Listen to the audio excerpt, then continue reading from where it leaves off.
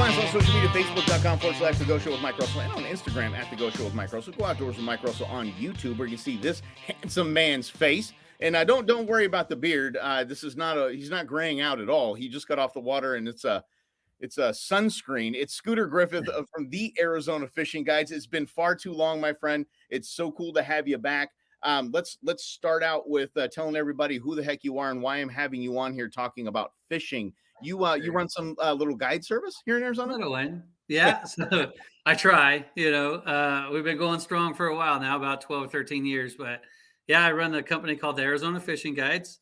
I got 6 guides working now and we're going strong. I mean, we're staying pretty busy. This is a busy time of year, spring break, spring training. Thank God spring training started. So yeah, just got a lot of things going on and it's nice to be back, man. It's been a while. So I haven't seen your face in a while and it's always good to be here. Well, good. We're glad to have you here. So we have a lot of questions. So I've said this several times throughout my 9 years doing this, and you've been around for most of those 9 years. And I always talk about getting a guide and how people say, why would I get a guide? That's cheating. Getting a guide is cheating. And I've always said the getting guide is basically going to a university course, whether it's a 101 because you're trying a new body of water and you're trying to learn that, or you've been out there and you just get stumped and you want to have somebody push you to that next level. Do you get a lot of that hesitancy? Do you get a lot of people talking about that?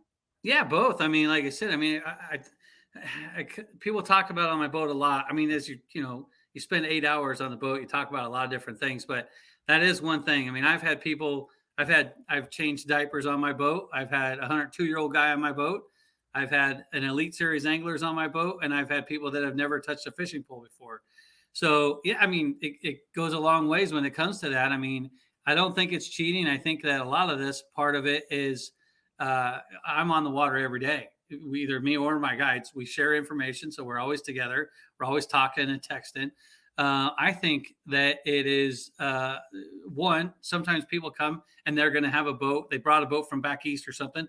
They're going to fish after they're done with me. And hey, what's the best way to start learning the lake is to have a guide to show you the first part of it. Take that little learning curve out of it. The other part is, I don't want to have a boat for, a $700-800 payment a year. Or a month? Why wouldn't I just go with a guy that has a boat and has all the equipment and I don't have to do anything except show up and have a good time? At least, we know where the fish are. We start out that way. Can't always make them bite, but we know where they are. Right. So I like that part. And so talk to the people. Scooter Griffith with the Arizona Fishing Guides is here, and it's thearizonafishingguides.com, correct? Yes, that's the website. Yeah, if nothing else, I'm coachable. Thearizonafishingguides.com. Talk to us about people that were like me and learned to fish in like the community ponds in Southern California and then went to the Midwest in these ponds in Missouri where essentially every cast it's catching, it's really not fishing. But you come here to Arizona and you think, man, they got so many great lakes out here. It's so beautiful and people are just stunned by all of the beauty of our lakes and get skunked again and again and again. Why is Arizona so different than basically the rest of the nation? It's funny that you say that because sometimes it's so true that you get somebody on my boat and they're like, oh, we were just in Wisconsin last weekend and we caught, 50 walleye on a half-day trip. Well, you had snow for 6 months before you went out there, so that's our thing. It's pressure. There's just a ton of pressure. I mean, we got people that are fishing every day. Back in the day before the internet, gosh, you could go along and you would stay on a bite that might last 2 or 3 weeks before anybody even knew about it. Now it lasts about 2 days and then somebody knows about it. And then once somebody knows about it, the wrong person or somebody, it ends up being all over the internet. And then there you go. So it makes me as an angler stronger, I think, because I constantly have to find fish no matter what. I don't care what the situation is. I have to adapt to it. My guides have to adapt to it. We just figure it out. But it is tough sometimes because I fished a lot around the country from Wisconsin to Grand Lake in Oklahoma to Table Rock to Northern California. I mean, I fished a lot of different places and sometimes it feels like, gosh, why don't I just move here and start guiding here? Because it's so easy at some other places. However, I'd probably never leave. It's the most beautiful state I've ever been in parts of it, and there's always, seems like I'm always going to the best part of a tournament or where the tournaments are held is always the best part of that state. Yes. Here, I fished, 5 different lakes and every one of them is beautiful. You just can't beat it. So, and to go 30 minutes out of town and, you're in pristine desert or, just Right. the greatest lake. So I love that part. But again, the hardest part I probably would say is the pressure. It's just a lot of people out there fishing. And So, is that truly why it's so different? Because to me, it doesn't seem like much a difference of any lake I was in California, Paris, or any of those lakes, the green oh, one. this is true. It doesn't seem like it. It just seems like, okay, I'm on water. There's structure down here. Yeah. There should be fish down here. Why is it a climate thing? Why is Arizona so dang different? Yeah, you're right. That's a hard one because, like some of those lakes down south in California, they get a lot of pressure as well. I don't know if it's a deal where, I mean, our waters are fertile, right? But they're not as fertile as other places. Um, I would say maybe parts of it too is, like I said, that lack of going back again, the pressure because back east it's covered in snow and covered in ice for how long, and then all of a sudden it's opened up and you get to go fishing. And as just like any human, you're all bundled up there in the wintertime the whole time. Man, that sun comes out, everybody goes out to party and everyone goes out to play. Same thing as fish, same theory. So that happens a lot, I think. The places in like California, especially like the Northern California where I fish at Clear Lake and the Delta and stuff like that, man, those waters are fertile and they are filled with fish. It's also why it's considered one of the best lakes in the entire country. It's Clear Lake, Arizona for bass fishing. I mean, it's just that good. I mean, Really? even the last tournament I had a practice day, and I think I spent an hour and a half of catching a 2 to 3 pounder on every cast or every other cast for an hour and a half. I mean, that's great fishing. That's not good. That is extremely good fishing. So, yeah, I don't know. I mean, like I said, to me, it's just what I see. It's just all about pressure. I mean, things change, and you get weather that happens. Like most places that goes from winter, spring, and then fall, or you know what I mean, spring and then summer right away. There's no, like our spring is long. I mean, it's Mhm. February to May sometimes. So you get that long period, and I mean, we have spawning fish that whole time, and other places things happen so fast that maybe fishermen have to adjust. It makes it a little bit easier on them. I don't know, but like I said, to me, it's my first opinion is always about the pressure. I mean, there's tons of pressure here. Scooter So Griffith from the ArizonaFishingGuides.com joining us. And I am really interested because you guys are successful. Every time I've been out with you, there's been success. And there is that pressure. Nothing changed. It's not like you guys have an app on your phone that calls in fish. My buddy Tequila Jim has an app on his phone calls in big game. So, yeah, but you guys don't have an app like that, but you see success. Is that just what we've been preaching for years and years and years? Is if you want to get good at fishing in Arizona, wherever it is, you got to wet lines constantly. Is yes, it just your time on the water? yeah. I mean, we do a lot of trips. We don't need to know how many trips we do, but we do a lot of trips. But with six guides, you know what I mean? We're always on the water. So if we're not guiding, we're out practicing for tournaments or just fun fishing. I mean, all my guides love to fish. So that puts a lot. That's our app, if that makes sense, right? Yeah. Because I have a network of just our guides, is 6 or 7 of us that we all converse together and we all make sure that it works and share information. But geez, if you go from there, like I have tons of friends and family that are also fishermen. So I get to connect with them. My guides do with their friends. So that's our app. It is that's got to be part of it that helps. I mean, I can't say that we catch fish on every single trip. That would be crazy because nobody ever does that. But I mean, I've been in business a long time, and you wouldn't be in business very long if you didn't catch fish. So True. I mean, we're out there beating the water. I mean, we spend a lot of time out there. So, So and there's a lot of different lakes. So that helps us spread it apart a lot, and go from one lake to the next, realizing what's the next step that's going to happen, where these fish are going, or where they're coming to, and we need to be in front of them or behind. If you're behind them, you're never going to catch them. So you always try to be in front of the fish where they're going next. okay. And by the way, that you just start becoming a fish whisperer at that point. I Because I'm like gonna to say, say that. but I'll tell you this though. I will tell you this, and we'll break here, but I'm gonna keep Scooter throughout the break. If you're new here, just understand hiring a guide is imperative. It just is. It's gonna save you a lot of frustration. It's gonna save you a lot of time. You're gonna get connected with these guys. You're gonna actually probably, get into the fishing groups and stuff on social media, and you're really gonna start to dial in. But the first step is getting out there. And it's so easy to get out there with somebody that knows what they're doing. More with Scooter Griffith from the Arizona Fishing Guides coming up. I want to get into next. So you want to be a tournament angler. Oh, here we go. He's a pro. He'll tell you if you should or not. It's coming up next. Stay right there. Nice. All right, buddy. Let's roll right into it. Because I gotta go do a political talk show here soon. So yeah. Oh, so we don't have to worry about. I gotta take our picture. Oh yeah. I was gonna. How do you? So you're not worried about commercials? No. We don't have to wait for a commercial. You just add it into it. Just gonna go right in. Nice. So what I'll do is I'll just divide it up and I preload it, and it plays automatically. It plays it on. So you'll be at 7:00 Saturday morning on Fox Sports 910, and Sunday 4 p.m. on 550 KFY. Holy cow! Like this? No, well, I'll put this on YouTube, but it'll be on. I gotta catch up with my whole YouTube loading. But Yeah. no, it'll play live on air.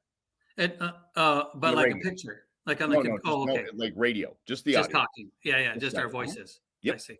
That's it. All right, let's roll right in. Here we go.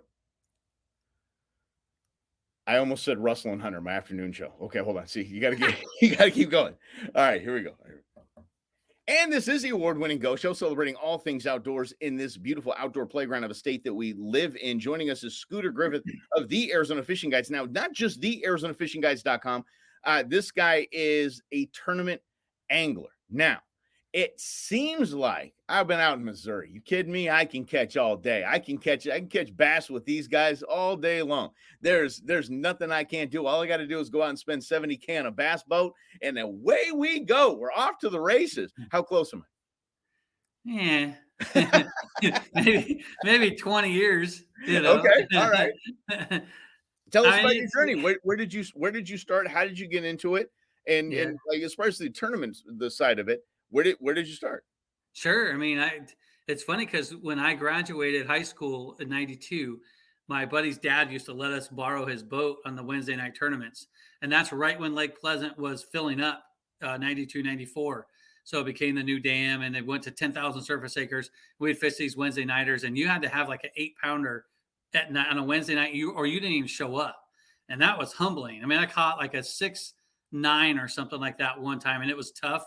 And I brought it in not knowing, and like tied for like 8th place or something like that. There's so many better fish. But I mean, my biggest deal is I have always loved, I've always watched it on TV. So I've always loved the tournament part of fishing. And I think that my first thought was when I first started, I thought if I could be a better guide, it was going to help me in my tournament angling, because you always have to know how to catch fish. You always have to figure them out. And that works out to my advantage in some parts, because sometimes I go to tournaments and in practice, I love catching fish so much that I have had 2 or 3 good events where I started catching the wrong species of fish, but I was having so much fun. I just kept catching them. And the more I caught, the more I started to tune in what was happening. And then I caught a largemouth, which is what I needed. And then I caught a smallmouth. And now suddenly I'm like, oh, well, here they are. And this is why they're here. And it turned into be a pretty good event. So that has happened a few times, just simply for the love of catching fish. But as far as like being a tournament angler, I'm getting old. I'm like 48 years old now. And I'm feeling it in my body. I'll tell you that. There's a lot of driving. You're just a glorified truck driver for the most part. I mean, I drive 15, 18 hours a time every time I leave. Yeah. How many miles does your truck have on it? I know it's a newer truck. So my last one had right at 260. Oh. And then this one is a 2019, and I have 120,000 miles on it. I just turned that. Wow. I got a tiny little leak in it too. It's a great truck. I mean, I have a Dodge. Yeah. My last 2 trucks have been Dodges, and I run a Dodge diesel. So I love that. But yeah, I got a little leak. I got it fixed. But other than that, I mean, that thing's just it's bulletproof. I love it. But it is, like I said, I do a lot of driving. One of my buddies, John Stewart, I follow him everywhere we go through California, because in California, you have to drive 55 miles an hour. And I'm not saying that we speed.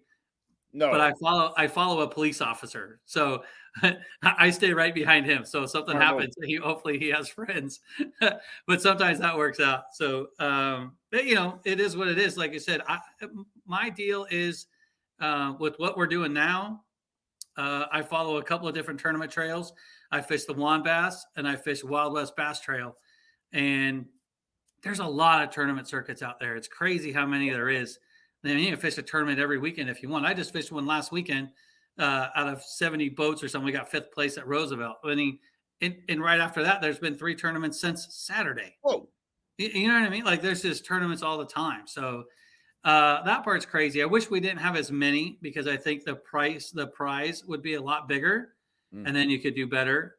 You could not. I'm not saying you can make a living at it, but you could feel better about it. The Wild West Bass Trail is geared towards Western anglers that are going to that you could potentially make a living at Oh, fishing okay. tournaments. So, I mean, I fish an Apex tour, which is starting to get really, really big. We're getting some really big sponsors, lots of following.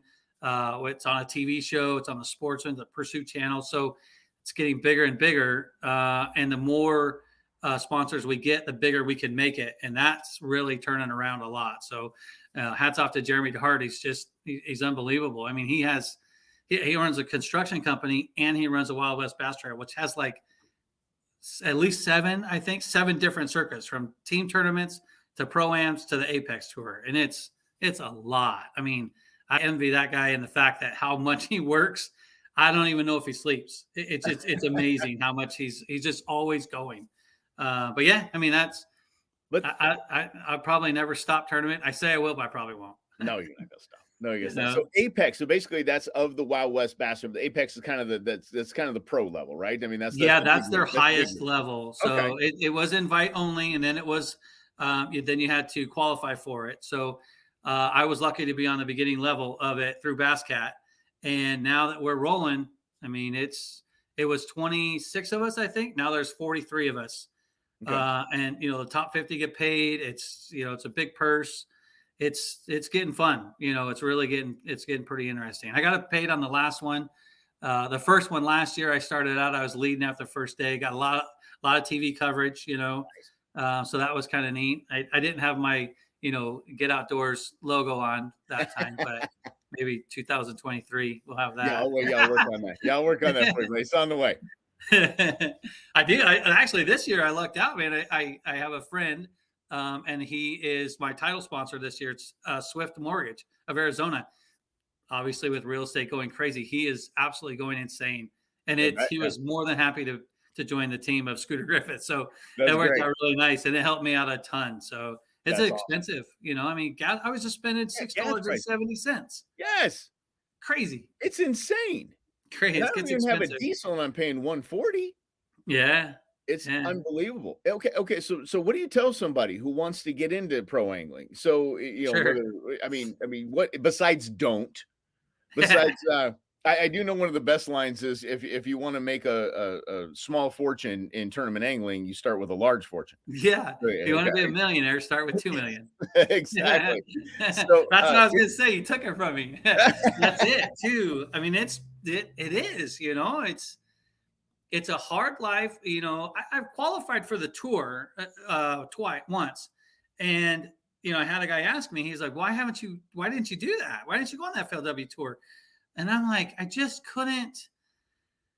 I mean, they're gone for like 6 weeks or 6 months sometimes. Like Josh has gone for a really long time. He'll right, fly home, leave his truck and boat out there and stuff like that. My problem is, even with this Apex tour, I can't just leave my truck and boat for a month somewhere. My sure, truck, I could get away with. I could borrow a truck, but I have to have a boat to work. yep, So I have to bring it back home every single time. And it's 15, 16 hours, and we're going to start moving around the country. So, I mean, who knows? We might be in Texas. We might be in Idaho. We might be in New Mexico. Who knows? So we're going to move around a lot. Hopefully there'll be more in Arizona. We had one in Mojave this year, and that helped out. I mean, it's 4 hours to get to Mojave. Like, that was between breakfast and lunch. right, That's how fast I got there. You know what I nice. mean? Usually it takes me, I eat breakfast out, I eat lunch out, and I eat dinner out. So that was a nice surprise. But yeah, I mean, there's a lot of driving and there's a lot of time behind the wheel.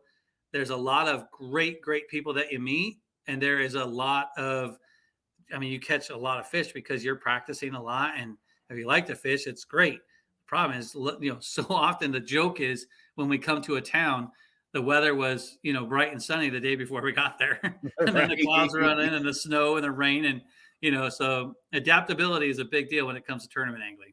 It's a grind. Yeah, I mean, let's be honest. Let's talk like grown-ups. It is. It's a grind, but it's a great grind. I mean, I love my grind. I have 3 Yeah. radio shows. Like let's see, I think it was Wednesday night. I was up till about midnight recording and recording spots, recording commercials, things like that. And I've, but I love what I do. But you have to admit though, like I said, talk like grown-ups, it's a grind. Yeah, it really is. Think about I think about all the times that the soccer games that I missed and the basketball games that I missed and all that kind of stuff that I missed, or I pulled into the parking lot and I walk into the stadium to watch Fisher or Casey play games, and people are like, "Oh, you're that guy with the boat out there, huh?" Well, how do you know? Maybe I got a little raccoon eyes on my face, So yeah, that part was tough. Now my kids are grown; they're both graduated. One's married. One's working at an AC place now. So it's working out really, really well. And they're grown up to be good kids, but you still miss a lot. My biggest thing is when my buddies would say, "I can't believe you're going fishing again," back in the day. And I would always compare the same thing. My deal was always when Jackie, my wife, would say to me, I would be out for 14 hours practicing for a tournament. And I'd come home and she'd go, "Hey, want to go to the movies?" Absolutely. I want to go to Darn the right I movies. do. Yes, I I do. absolutely want to go. So that's a big thing. She's been super understanding. She's the most supportive person I've ever met in my life. And she helps out a lot. And, I mean, she takes care of everything when I'm gone. I mean, Yeah. everything. These So are now support my staff. mom's retired and she's answering the phones. Like Yes. I can't beat it. Okay, I'm calling the book right now and talk to mom. Scooter Griffith joining us with the Arizona Fishing Guides, the Arizona Fishing Guides.com. Coming up, stick with me, Scooter, because I want to talk about what to prepare for as the seasons change for us outdoorsmen. We go from a hunting season to fishing season. That's coming up next right here on the Go Show. Nice. Yeah. Do you hunt a lot? I mean, I know you hunt. Oh, yeah. I see you always hunting birds, but did you get drawn for big game? No, I actually went. I'm done putting in for bison, so I just went to a game ranch. I didn't care. I was like, I just went and got bison, and I am obsessed with bison meat now. I'm absolutely obsessed with bison meat. I had a bison burger that somebody brought out while we were hunting, and I'm like, it tastes so much different. It's so fantastic. And John Odell from Game and Fish, he was on a couple weeks ago. He broke down why things taste gamey. As from a biology standpoint, it was fantastic. It just changed my whole world. So yeah, I mean, I took every piece of that thing. We ate the heart that night. I mean, it was just, oh, it's been so good. I love bison, but yeah, so I do a lot of hunting. I notice you have an AFGO shirt on. Oh no, you don't. Yes. Oh, it's okay. This won't make air. It's fine. Oh yeah. Bill Shedd's a friend of the family. So the founder of AFGO is a good friend of our family. My wife's dad and him have been in the same couples Bible study for 30 years. Wow. That's crazy. Yeah. It is a very great company. Yeah. You know what I mean? And their stuff is, I love it. I just have never been able to be a part of it. I haven't either, and I'm friends with him.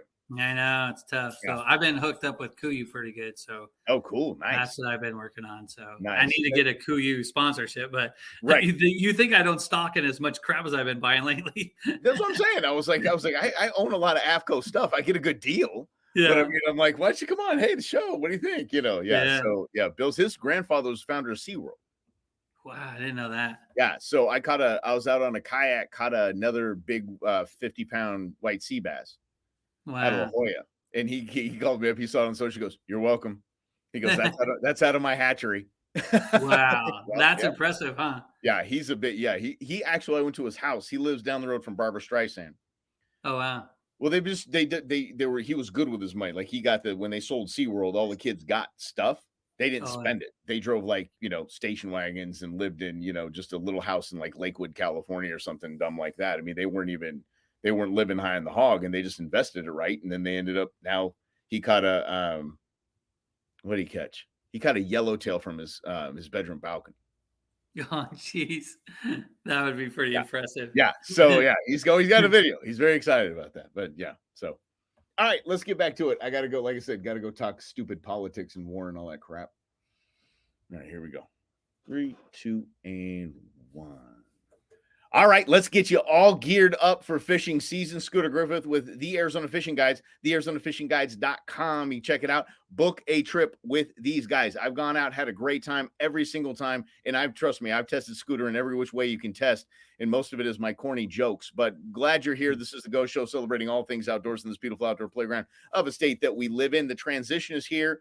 It's time to get into fishing season. That's all the time for Scooter. But for us, we usually go from the fall hunts, the winter hunts, into this springtime, summertime here in Arizona, and that means fishing. So start us out, give us the pro advice to the newbies, to the rookies that have, the fishing gear kind of strung around the garage, and what to do from a pro's perspective on getting our gear ready, ourselves ready, and the like. Sure. Yeah. I mean, I love to hunt. I wish I could make money hunting. I'd be a lot happier, I think, sometimes. We all do. Yes. But so my first thoughts are always, it's funny that you say that, because I do see a lot of people out on the water suddenly, right? So the wintertime goes by, guys are just finishing up their hunts, especially like the javelina hunts and stuff like that run into January. Well, right when February and March and April all start, once our busiest season. Two, the reason why it's our busy season is because everyone's coming from back east. They're already sick of the snow. So they come out here, spring training starts, all that good stuff. But one of the other best parts about it is the fishing gets good. So all these fish are coming up from the deeper parts that they were eating all the shad that were down deep. Now those shad are starting to move up shallow. Once that starts to happen, you'll get the pre-spawn bite, which is typically like a jerk bait, some kind of reaction, maybe some crankbaits, that type of deal. Once the warm weather starts, which is over the last like 3 weeks, 4 weeks, the last full moon, waves of fish have moved up onto the bank. Oh. So there's all kinds of spawning fish up everywhere there. And that goes all the way from the middle of March, like that full moon in March, where it's the middle to end of March, from all the way until May. Okay. That's going to be all your like spawning fish, to where you can look at them and catch them, which you look at them, catch them, take a picture, put them back. If there's fish that you keep on messing with and they don't want to bite, just leave them alone. Go do somewhere. Go find another one. Let that fish do his deal. No reason to keep messing with them, because somebody else is going to mess with them, and do your part as far as, letting them relax a little bit and not have to beat them up. Okay. No, don't paint over that, if you could, for me, Scooter. If you could talk about that. But you said you're seeing it. Tell the newbies, especially those who newer here to Arizona, what we're looking at when we see that. Sure. So now it's the spawn. And what's happening is the male comes up first, and he cleans off this area, makes a big round area, cleans all the silt off. And so the female can come up and lay her eggs there. So he just sits there and cleans this bed off and makes it really nice and pretty. And then as you come by, you'll see him, and he will protect that like with his life. That is his area. All he knows about is, I want to make sure that nobody comes in my house, my little bed, this area. Then the females come by on the outside. As they move up shallow, they get they're pregnant, they start having eggs, and then they'll go in there, lay the eggs on there. The male does his thing. Now they're both on there while the eggs are in there. So both fish are on there, and both of them will eat something that is threatening their eggs that are in that bed. Now we have gizzard shad, we have carp, we have bluegill, we have crawdads, we have all kinds of stuff that is threatening to them. It is the most stressful thing on a fish ever, because all he can think about is, do not come over here. And then when he gets over here, he freaks out. So yeah, don't touch me. I'm going to eat you. So, and here's the thing, they don't have hands. Like we talk about all the time, they don't have hands. So when you put your bait in there and it's threatening to them, they have to move it. They move it by putting it in their mouth and dragging it away. That's how you catch them. So it's fun. It's fun to do. It's like playing with a cat with a piece of yarn, because sometimes it's super aggressive. Other times it takes a long time. Like I just posted a video the other day of a fish I caught. It was 6 pounds, but it was like the slowest moving fish.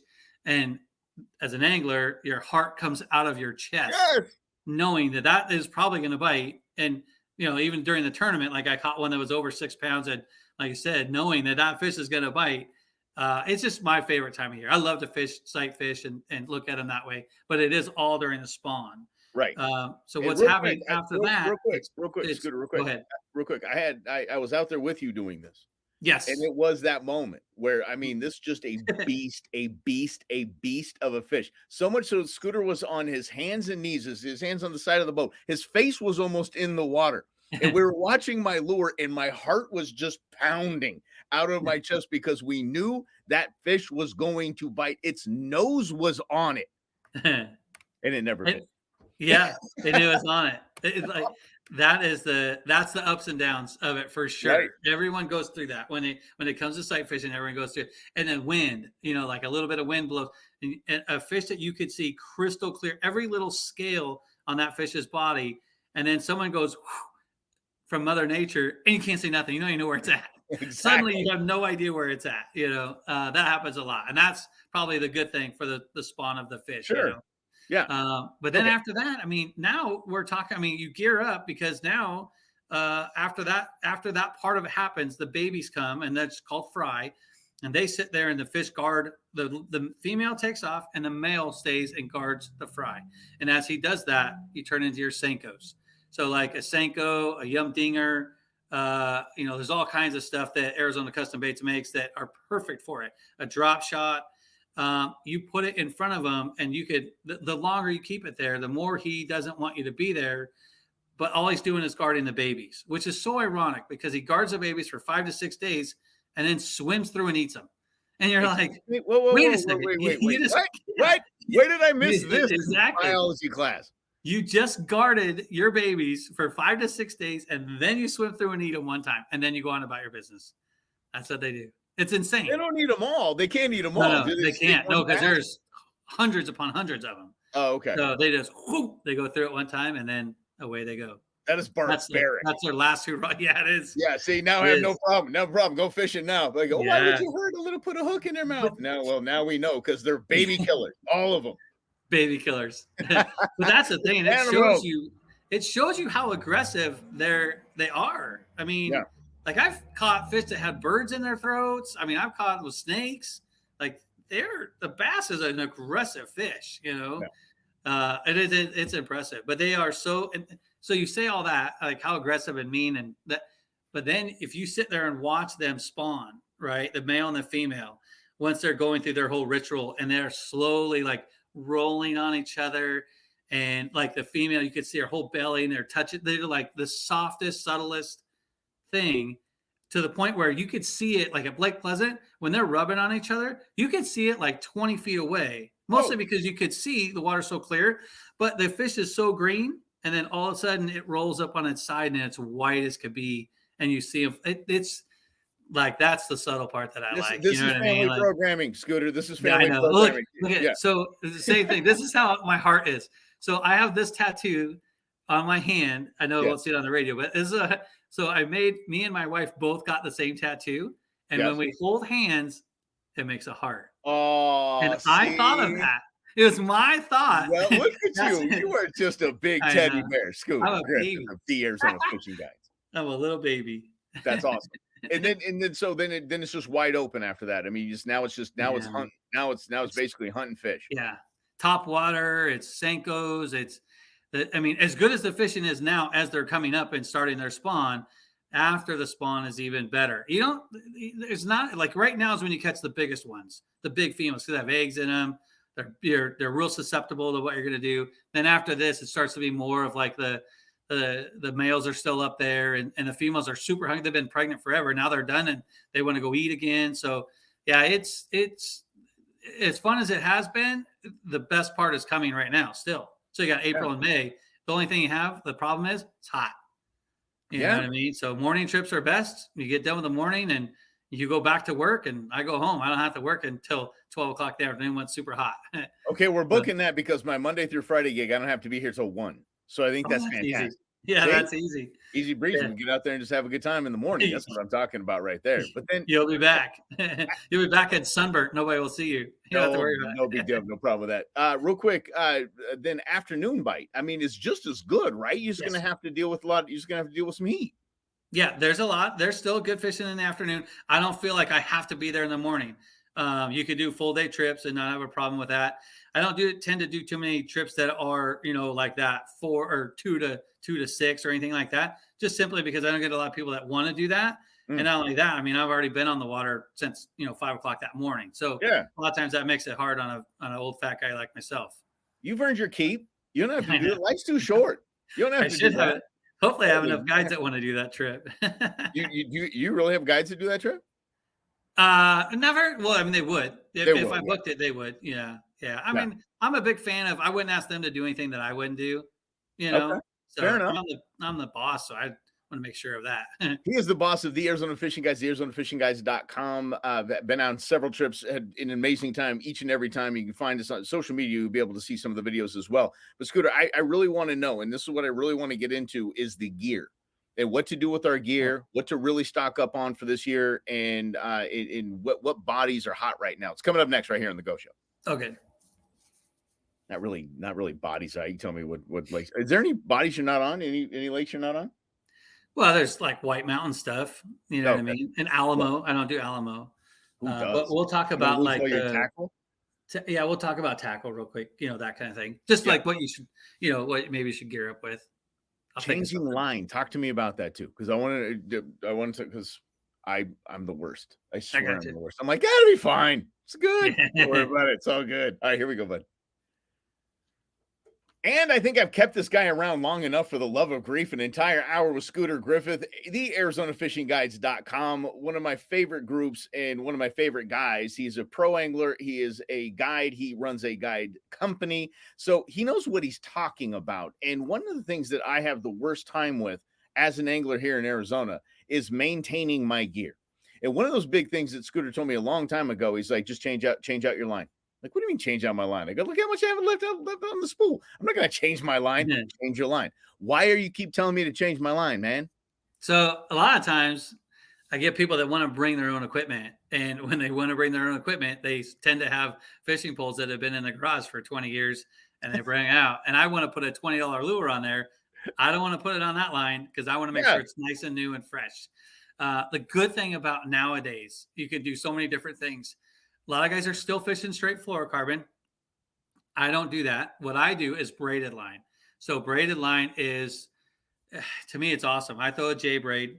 It's their Sunline makes a really good one. What's a J I braid? throw J braid is just a type of Daiwa braid. Okay.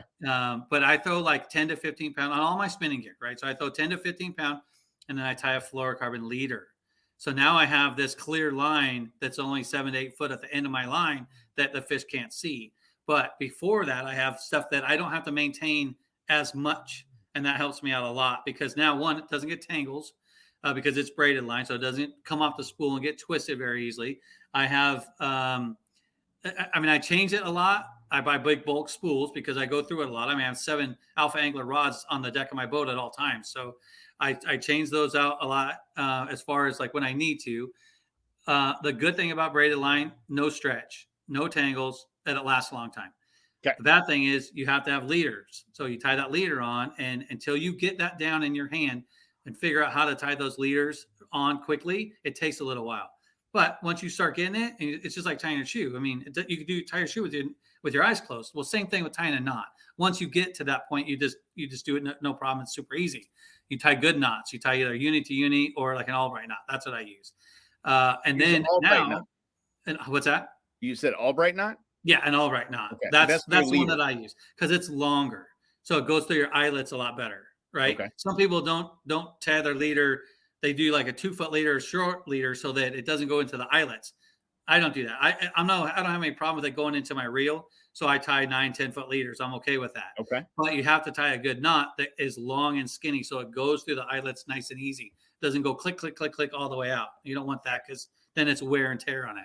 But yeah, other than that, I mean, like if you're not like paying attention to your knots and to your line, as bad as it is to see a fish come up and bite your bait that you know is a giant fish and you want to catch it, there's nothing worse than watching that fish jump and break your line because you didn't tie a good knot, or you have cheap line, or you have old line. That's even worse. Let's talk like grown-ups though. Tying leaders is lame. I hate it. I need to do it, and I do it, and I finally get it. But it's after like 19 tries, and I'm almost to the point where I'm just going to tie granny knots in this dang thing because I'm just over doing this thing. So I'm sure you're going to tell me it's just practice. Is there like an app, a video that you have that you can guide us to get this all right down pat? I don't. I just got it online. Back in the day, 10, 12 years ago. You know what I mean? I just looked it up online, and it's super easy. There's so many places on YouTube that you can get, to tie knots. And there's plenty of knots. There's an FG knot that you have to wrap around your toe over your ear, hold on to it with 4 hands, and you only have 2. Keep it wet and have a lighter at the same time. I can't do that. Right? That's a There's tough knot. chanting involved and maybe A some little bit, sacrifice. little smoke from the sin. I mean, but it's tough. That's like I just can't do that one. But the Albright knot, and my buddy Ty Al, you know him. Yeah. He showed me how to hold my one finger out of the whole thing. You put the line by one finger, and it is fast and easy. It's great. Okay, all right. So, okay. When we go out, like show that. me that dang thing. I'm telling you that. Okay, Super so easy. leaders. You said fluorocarbon. What size fluorocarbon you using? 6 pounds? Well, right now, it depends because I have, like I said, I have 7 alpha angler rods, and I have anywhere from a drop shot rod to a wrench, and depending on what I'm doing, I will use different leaders. But I always have that available, right? So I have 3 over here and 3 over here, and then 1 we're fishing with. So the drop shot typically 6 to 8 pound test, and then the wrench is like 8 to 10 pound test. I have that on there because maybe I'm throwing a spoon or a swim bait or a jerk bait or something like that. Today we caught them on a jerk bait, so I actually had to retie a bunch of leaders to get ready for that. And then once I got it ready, now I'm good. So the next 2 days I'm gonna go throw jerk baits on some white bass over at Lake Pleasant. So simple. That makes me seriously already ready. that makes me pucker a little bit thinking about tying. Oh, I'm just going to tie some more leaders on. Yeah, so I just rip those things up, pull them off. Oh my god! Oh yeah, I can tie. I'm not tying phobia. I'm not the fastest, but like 30 seconds I could tie on a leader. Up. Oh, yeah. That's so. There's so many though. Imagine like if I had to redo everything, I sit in my deck of my boat and it takes me longer to get it ready to tie than it does to tie it. But that's funny. Okay. All right. So let's I want to keep on this here. Is there anything like people come out here from the Midwest? Is the gear different from there to here? Is it? Oh yeah. A lot of times, because a lot of them are fishing for now. If they're out there fishing for smallmouth, not so much difference, right? But there's so many bright colors. The guys show up on my boat with a tackle box, and they have some kind of chartreuse, orange, red-headed, whopper plopper that is like the clown color. Just so many weird things because their water is dirtier a lot of times, right? Okay. Or they're fishing for smallmouth. The smallmouth is more sight driven, so it wants that flash or wants that bright color, and they go after it better. Well, here it's largemouth, lazy largemouth. So what we're trying to do is we have crystal clear water. I can see 15 feet at Lake Pleasant right now. Wow. So if I throw something that is bright pink or red, it's not going to work as good as something that's more translucent, right? Mm-hmm. So the farther west you get, those translucent colors are going to come into play. Now there's a hue of like chartreuse and green and that sort of thing, but it's not brilliant bright. That's the problem, right? That's right. Such a difference between here and there. And a lot of those guys, like not even all the way back there, but like say Alabama and Grand Lake in Oklahoma and stuff like that. That water's dirtier and they're all shallow water. So, their deepest water is 20 feet or, stuff like that. We're fishing 320 feet at Lake Pleasant is how deep it is. So that has a big player into it too, because that water is typically dirtier because it's shallower. So the shallower it is, usually the dirtier it is. Boats wash and stuff like that. Now you're throwing your blacks and your black and blues on jigs and just chartreuse colors and stuff like that. Something that stands out a little bit better in the muddy water. So changes, some things change. Scooter, when are we doing top water with striped bass in Pleasant? I bet you I could have caught one today. Yeah. But I caught him on a jerk bait. We caught one that was like 5.5 pounds. It's right there. I think the best time is September, October. Really? Right after the monsoons or the very beginning of the monsoons. Sometimes during the monsoons, it doesn't really do that good.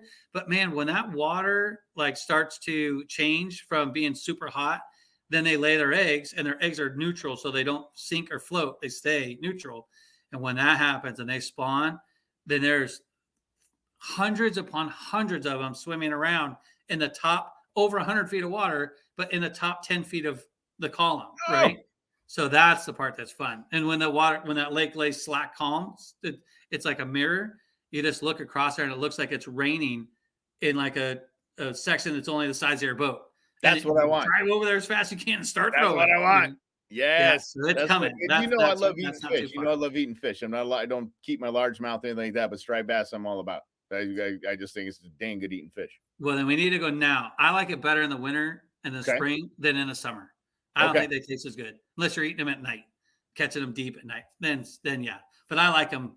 I eat them quite a bit, but I like them right now. I think it's the Okay. best. So I think I'm we all got to about hook up then. We got to connect. it. I'm with it. Okay, Scooter, tell everybody where they can find you. Give me a phone number, give me a website, and the kind of the kind of hot times, good times Sure. of the Yeah. week. You can call me anytime. I mean, you ask my wife, I answer the phone anytime. So the Nice. phone number is 480-772-8460. That's the best way. You can call, leave a message. The Arizona Fishing Guides is our website. Fishing Arizona is our Instagram. And I think it's the Arizona Fishing Guides is our Facebook. I can't remember off the top of my head. I have to look at it sometimes. That thing with Yeah, social I media mean, thing. this is a great time of year to be out. It'll still be good until you don't want to stand on the deck of a boat and sweat it out. Okay. Because the fish have to eat. The hotter it gets, the more the fish have to eat. So it's going to be good all the way until the summertime, and just come out and have a good time with us. I mean, I love taking people fishing, and I'll probably do it till I can't walk anymore.